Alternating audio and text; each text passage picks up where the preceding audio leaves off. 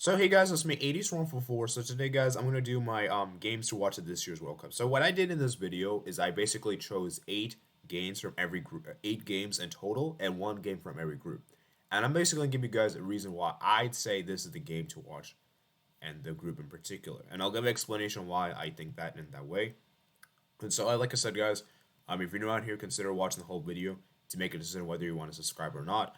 Like to be to enjoy, and remember, guys, World Cup hype begins. World Cup hype begins. Remember, guys, there'll be a big live stream on Saturday to give all you guys can. It's an open hangout for anyone that is a big World Cup fan for this year's World Cup. So, as I said, I hope you guys do enjoy, and I'll see you guys there. Anyways, getting back to the video here, let's go ahead and get to the video. So, let's start with the first game we have here is Ecuador versus Senegal. Now, I'd say it's a huge game, and I'd say this is a really big game. And the reason why I picked this game in particular is because of the fact that I just feel as though that Ecuador have a chance to upset Senegal with Sadio Mane not potentially being 100% fit, and I feel this is gonna be the game that will give a lot of a lot of what's the word called again? There's gonna be a lot of things, a lot of stakes driving from this game because you expect Netherlands will top the group, and you expect Qatar to probably finish bottom. Okay, if we're being honest. And so the beauty about this game is that this game is on the final match day, and it's like almost like a winner take all situation. And assuming that Senegal Ecuador get up 3 points against Qatar, it makes this game really interesting. So it's a very interesting scenario.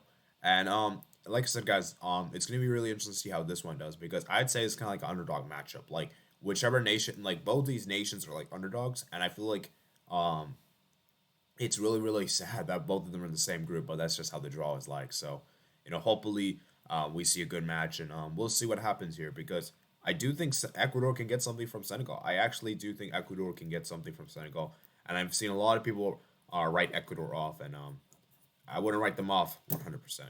Okay. Let's go ahead and move on to the next one we have here. It is obviously Wales versus Iran. Now, obviously, as a USMNT fan, you guys were wondering, hold up, why didn't you put USA versus England? Because obviously that's a game that everyone is hyped for in this group, particularly. I think most people are hyped for that game in particular. The reason why I didn't include that game is because of the fact that I'm gonna say this right now, I'm pretty confident that England's gonna win the game. Like, see, the thing is, like, if USA gets a draw or wins, then we could then it makes the group very crazy. But let's just expect England to win because let's be real, England should win that game, right? But the reason why I didn't include that game is because of the fact that I just feel as though that England USA will not be as good as people hype it up to be. We know a lot of people like to hype up games and generally disappoints. And I feel like this game in particular is very interesting because I'd say this is the game that's going to determine the second place spot. Because for me, I don't factor the USA. I think USA is going to finish bottom. They're either finishing bottom or third. They're not advancing, and because they just don't have enough the team personnel is not there, and there's a lot of issues with USA. You could always check my group stage predictions, but I just don't have enough faith in USA. But getting back to this one, Wales versus Iran, I think this is a really big matchup because I would say that if both nations get that 3 points against the USA, it would be interesting. Because remember, guys, Iran are coming off the defeat most likely to England, and Wales are most likely going to get a result against USA. I don't know if it's going to be a draw or a win. Let's just say, for the purposes of this argument, let's say they win to make things interesting. And so, pretty much, Iran is in a position where they probably need to win this game, or at the very least, get a draw. Because if Iran don't win this game, they are pretty much out. Because this is the match day 2 of the World Cup, and Iran play USA in the final match day. And given how I don't think USA will do well, USA could have already been eliminated. So it is imperative, and I mean imperative, that Iran gets something against Wales. Because if Iran don't get anything against Wales, it is very difficult for me. And it's very difficult for them to advance. Because like I said, you need 4 points or more to generally advance. So that's why I think this one's going to be a big game, in particular this group.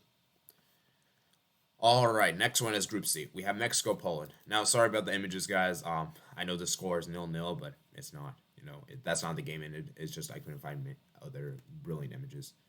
But anyways, ignoring that score line, I would say this is the best, the game you should watch in this group because I would say this is the one that's in the second place spot. Yes, Saudi Arabia is decent, and I'm not saying they're a bad team, even though I do think they'll get third. I just feel like Saudi Arabia just don't have enough in their tanks to do it, especially in their attack. That's what really worries me. Whereas Mexico, Poland, we know they have a much better attack than Saudi Arabia. Now the defense, it's a different story. I would say Saudi Arabia's defense is probably better than these two. But I think the thing about this one in particular is really interesting. And this is the first match day, and it's almost like if any nation does win this game of the two, any nation wins this match, they put themselves in a great position for the round of 16 because they get 3 points here, and they're likely to lose against Argentina. Let's put it this way, and it comes down to what they do against Saudi Arabia. And assuming that both nations win against Saudi Arabia, then it comes down to goal difference or points, and it's going to be this is a decisive match. So I just feel as though that this is a big match in particular, and I'd say Mexico need to win this game, and same goes for Poland as well. And if any nation, if because the thing about this one is that if Poland wants to advance, I'd say they have to win this game. Now for Mexico, I don't necessarily think they have to win per se, but it really does help them a lot if they win this game. So huge game for that, particularly. Next we have France, Australia. France, Australia, guys. This is a big one. I'd say this is a huge game. For the context that France are the defending champions cursed, and I looked at the France squad, it doesn't look as stacked as it you would usually be. Obviously, I'm not saying it's a bad squad. Don't make that. It's not that I'm thinking that way. It's just that I don't think France have the best possible players. And we have to take in consideration injuries have really hampered this France team. I think injuries have actually ruined the France team a lot more than any other national team, to be honest.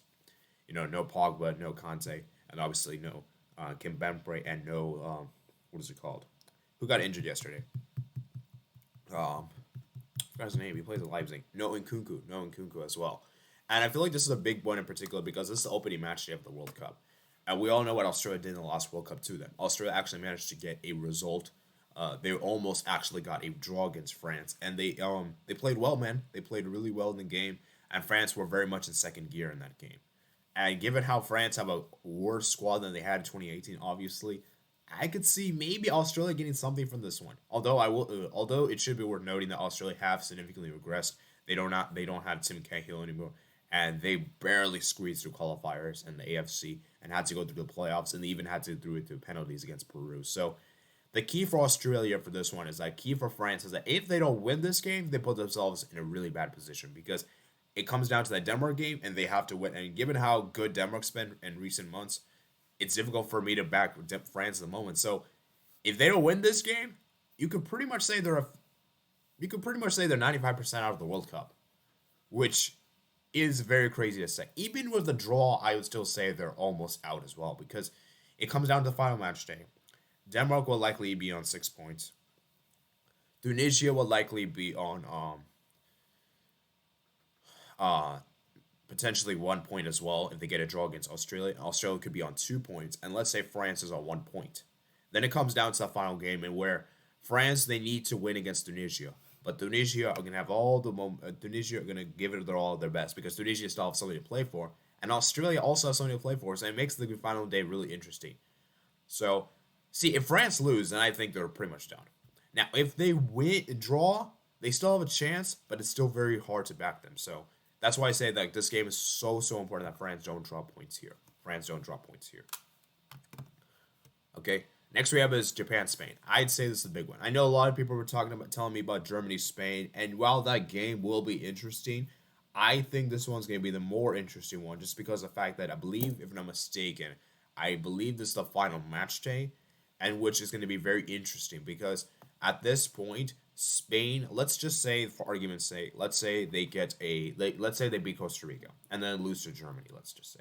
And then Japan, let's say they lose to Germany and they beat Costa Rica. And it comes down to this game, and it's like a winner-take-all situation where basically whichever nation wins this game will basically be in the round of 16. And it's a really interesting one, and Japan will have all the momentum. And given how Spain are very given how Spain haven't really been that great with their attack, and Japan on the other hand have been more clinical, you can make an argument. There is a chance for an upset. Remember in the last World Cup we saw South Korea versus Germany. Everyone wrote South Korea off, and we all know what South Korea did. So, I'm not saying it's like that way. It could potentially be that way, but you cannot underestimate Japan whatsoever. They're one of the best Asian nations, and we'll see what happens in this one, man. We'll see what happens. Okay, and the next one we have is Group F here. Once again, I do apologize for the score thing. But yeah, I mean, for this one, guys, I'd say it's a big one just because of the fact that it'll be interesting to see how Belgium do in particular for this one because of the fact that, they're coming into this one with momentum on their side.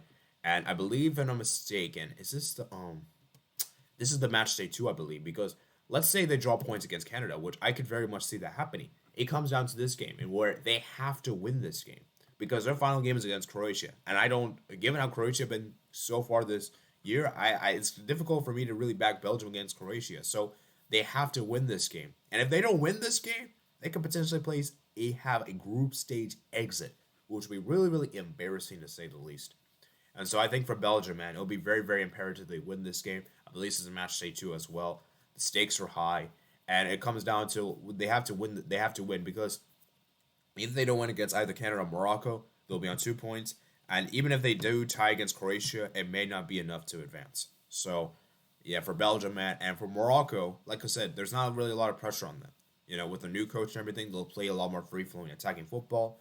And obviously, Ziyech and Mazraoui is back as well. So it'll be interesting to see how Morocco does in particular in this matchup. And then the final, penultimate one we have here, it is Group G with Serbia, Switzerland. This game is the most important one. I'd say this is the game that's going to determine the second place spot. And whichever nation wins this one, it will have huge, huge benefits. I believe, and I'm mistaken, I think it's the final match day. Yeah, I think it's the final match day, guys. So it really comes down to this game. And the beauty about this game is that's like a winner take all situation. And assuming that Serbia and Switzerland both get 3 points against Cameroon, and let's say both lose to Brazil, it comes down to this game and winner take all situation. Very, very nicely poised drama. And we saw how exciting it was the last World Cup. So, and then the final one I have here is Group H with Portugal, South Korea. See, it was interesting because a lot of you guys were probably telling me, why not pick Portugal, Uruguay? The reason why I didn't pick that one is because I don't think that's going to eliminate Portugal per se. And I feel as though Portugal won't even be good in this one. Because I'm going to say this right now. This might come out very hot take. But Portugal are not very good in big games. So I don't even think Portugal will even be that good in that game. I don't think it'll be a great game. I expect Uruguay to win. I predict. I shall say. And the reason why I picked this one in particular is because of the fact that this is going to have massive, massive repercussions for who gets a second place spot. Because assuming that South Korea gets 3 points against Ghana, it puts us interesting because it's the final match day drama.